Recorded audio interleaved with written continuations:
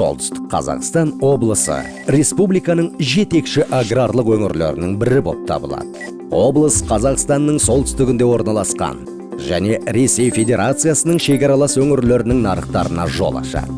Солтүстік Қазақстан облысы экономикасының негізін ауыл шаруашылығы мен өнеркәсіп құрайды. Солтүстік Қазақстан облысы еліміздің жетекші астық өңірі. Жыл сайын облыс алқаптарында барлық қазақстандық астықтан ең жақсы сападағы 3/1 бөлігі өндіріледі. Облыста мал шаруашылығының одан әрі өсуі және ет өнімдерінің экспорты үшін барлық жағдай жасалған. Облыста пайдалы қазбалардың көптеген түрлері анықталып, әртүрлі дәрежеде зерттелді. Өңір аумағы солтүстік Қазақстандағы уран кенді, алмазды және қолайлы сирек металды провинцияның бір бөлігі болып табылады. Солтүстік Қазақстанның индустриялық кешенінің жетекші саласы машина жасау болып табылады.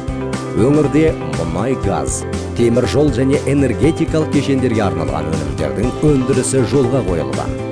Облыста жеке энергетикалық инфрақұрылым бар.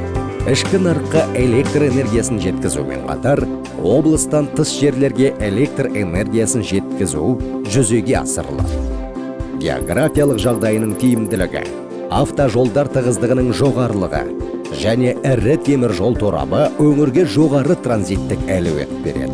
Өңір Батыс Еуропа, Батыс Қытай трансазиялық темір жол магистралінің солтүстік дәлізінің бір бөлігі болып табылады. Неге солтүстік Қазақстанға инвестиция салу тиімді? Географиялық орналасуы тиімді, табиғи ресурстарға бай, іскерлік ахуалы қолайлы, кәсіби кадрлары бар, тарифтік саясаты төмен. Солтүстік Қазақстан облысына өзара тиімді ынтымақтастық аумағына инвестиция салыңыздар.